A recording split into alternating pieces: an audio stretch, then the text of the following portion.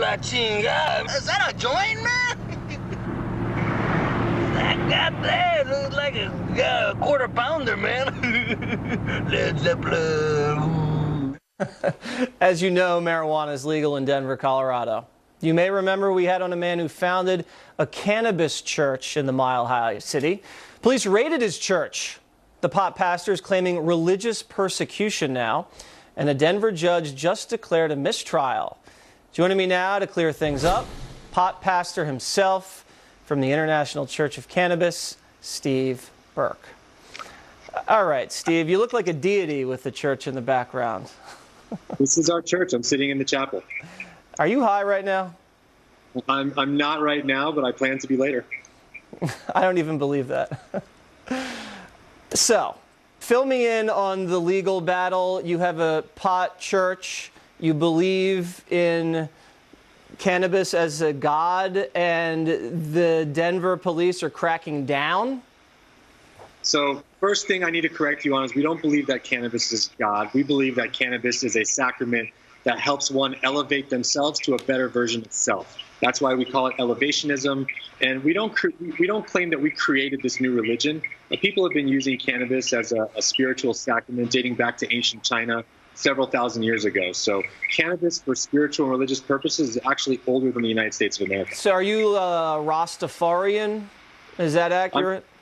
I'm an elevationist. And the reason why we're sitting here talking today is because the city of Denver had 2 undercover cops infiltrate a private spiritual celebration on 4/20 of last year. We had about 300 invited guests, and 2 out of 11 attempted undercover cops, 2 were able to sneak or lie or manipulate their way in.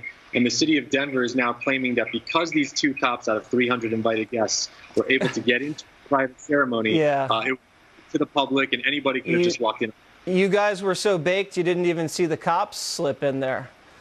You know, we were having our celebration. We had security at the front. A couple of these are trained operatives, and they were to finagle their way in. I ask you the question, Jesse. If you have a private wedding and you have 300 guests and 2 people sneak into your wedding, does that make the wedding open to the public, or does that make those 2 people wedding crashers? Yeah, no, they're cannabis crashers.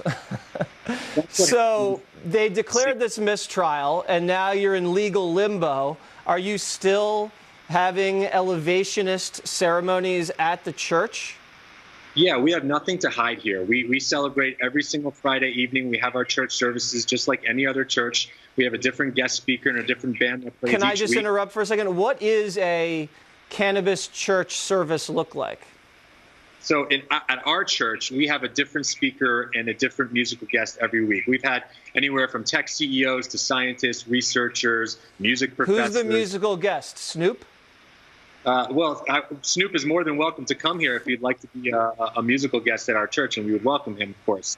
But, you know, this is no laughing matter, Jesse. The city of Denver is selectively prosecuting us and not any of their own properties where they allow people to smoke open and publicly, like Red Rocks Amphitheater, like Capitol Hill on 4/20 every year. It seems that they have a problem with our religion, and that's a problem for the city of Denver because we may end up going after them for civil law in a civil lawsuit. All right. Well, we're going to be following the story, and good luck with everything out there in your legal battle. And enjoy the rest of the weekend, Steve. Thank you very much. Thanks for having me, Jesse.